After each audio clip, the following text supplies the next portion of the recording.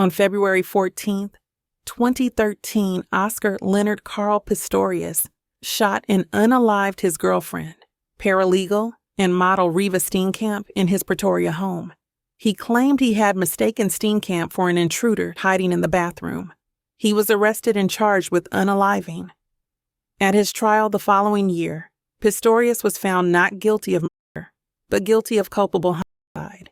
He received a 5-year prison sentence for culpable homicide and a concurrent 3-year suspended sentence for a separate reckless endangerment conviction, both in October 2014.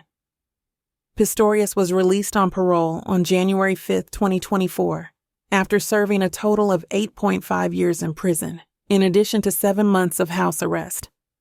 Do you think justice was properly served for Riva Steenkamp? Let's take the story back to the beginning and you be the juror. Oscar Pistorius, born November 22, 1986, is a South African former professional sprinter. Both of his feet were amputated when he was 11 months old as a result of a congenital defect. He was born missing the outside of both feet and both fibulae. Pistorius ran in both non-disabled sprint events and in sprint events for below-knee amputees. He was the 10th athlete to compete at both the Paralympic Games and Olympic Games. At the 2011 World Championships in Athletics, Pistorius was the first amputee to win a non-disabled world track medal. At the 2012 Summer Olympics, Pistorius was the first double-leg amputee participant. Pistorius was on top of the world, and then tragedy struck. On February 14, 2013, Pistorius admitted that he shot Steenkamp 4 times, causing her death, but claimed he mistook her for a possible intruder. Pistorius's murder trial began on March 3, 2014, in the Pretoria High Court.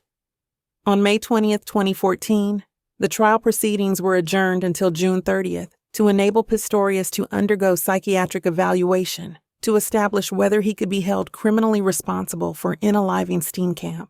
Judge Thokozile Masipa agreed to a request for the evaluation by prosecutor Gary Nell after forensic psychiatrist Meryl Vorster testified for the defense that she had diagnosed Pistorius with generalized anxiety disorder. On June 30, 2014, the trial resumed after the evaluation reports said Pistorius could be held criminally responsible. The state prosecutor was quoted as saying, "Mr. Pistorius did not suffer from a mental illness or defect that would have rendered him not criminally responsible for the offense charged." The defense closed its case on July 8th, and closing arguments were heard on the 7th and the 8th of August. The athlete's luxury home is a shell now, cleared of all his belongings, including his medals and running trophies.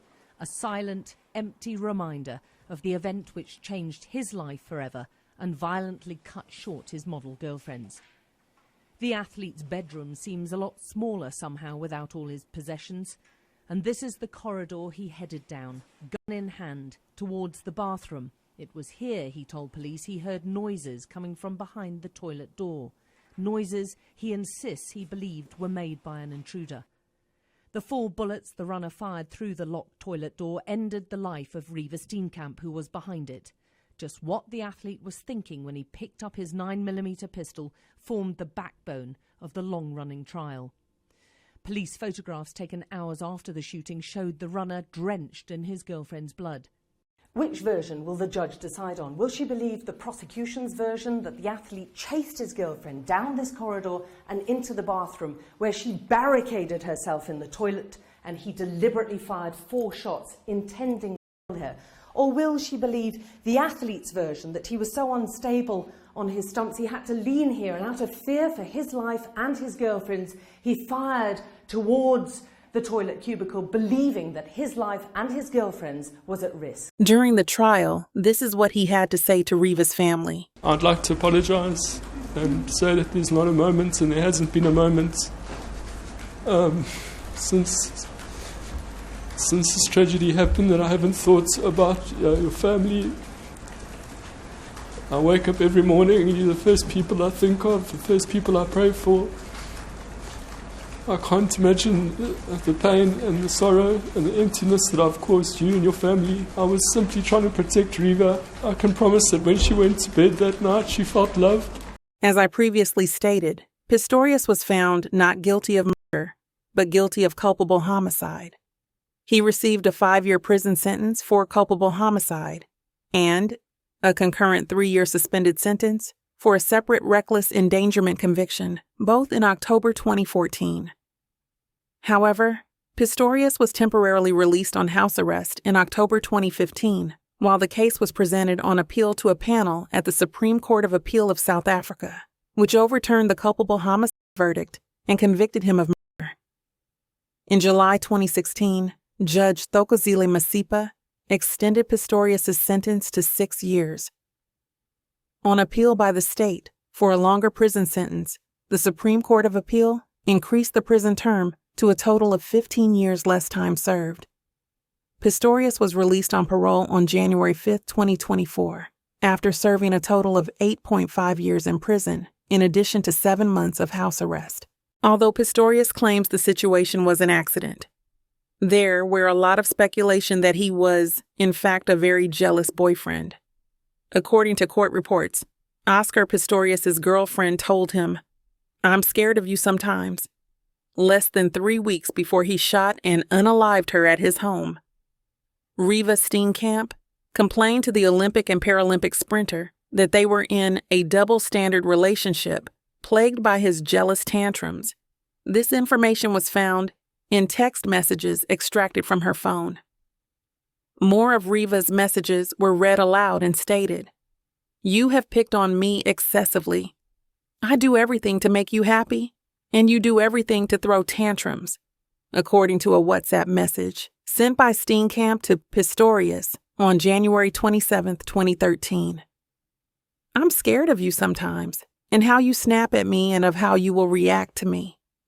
You make me happy 90% of the time, and I think we are amazing together, but I am not some other woman trying to mess up your vibe. I'm the girl who fell in love with you, but I'm also the girl who gets sidestepped when you are in a shit mood. I get snapped at and told my accent and voices are annoying." The messages go on to say, "We are living in a double-standard relationship. Every 5 seconds I hear about how you dated another chick. You really have dated a lot of people. Yet you get upset if I mention one funny story with a long-term boyfriend." In one incident, Steenkamp was upset about being forced to leave a friend's engagement party prematurely. "I was not flirting with anyone today. I feel sick that you suggested it. I am terribly disappointed how the day ended." Pistorius wrote back, "I want to talk to you. I want to sort this out. I don't want to have anything less than amazing for you. And I'm sorry for the things I say without thinking and for taking offense to some of your actions." He said that his illness that day was not an excuse, adding, "I was upset that you just left me after we got food to go talk to a guy, and I was standing right behind you watching you touch his arm and ignore me. And when I spoke up, you introduced me, which you could have done. But when I left, you just kept on chatting to him when clearly I was upset." The couple, who had been dating a few months, had a further argument when they attended a function, and Steenkamp felt publicly humiliated. She wrote later, "I completely understood your desperation to leave and thought I would be helping you by getting to the exit before you, because I can't rush in the heels I was wearing. I thought it would make a difference in us getting out without you being harassed anymore. I didn't think you would criticize me for doing that, especially not so loudly that others could hear." She continued, "I might joke around and be all tomboyish at times, but I regard myself as a lady, and I didn't feel like one tonight after the way you treated me when we left. I'm a person too, and I appreciate that you invited me out tonight, and I realize that you get harassed. But I am trying my best to make you happy, and I feel as though you sometimes never are, no matter the effort I put in. I can't be attacked by outsiders for dating you and be attacked by you, the one person I deserve protection from." In another conversation, on January 19th, Steenkamp wrote to her boyfriend, "Baba, There are a lot of things that could make both of us feel like crap. I'm just very honest. I won't always think before I say something. Just appreciate that I'm not a liar. So, what are your thoughts? Do you think the situation was an accident? Or do you think they had an argument? And maybe she was threatening to leave and Pistorius didn't want that. I won't go too deep into a theory, but I will say if I heard a noise coming from my bathroom, my first reaction would be to awaken my significant other. I just don't understand why he didn't notice she wasn't in the bed. But let's say he didn't notice her not in bed. Once he got to the bathroom and fired the first shot, I'm sure Reva said something to let him know it was her.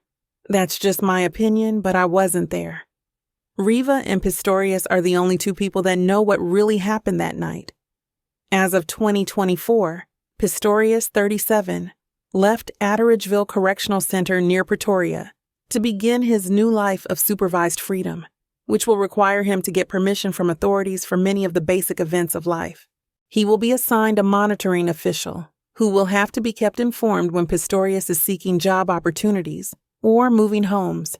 As part of the conditions, Pistorius will not be allowed to consume alcohol and other prohibited substances and will be restricted from doing media interviews, according to DCS.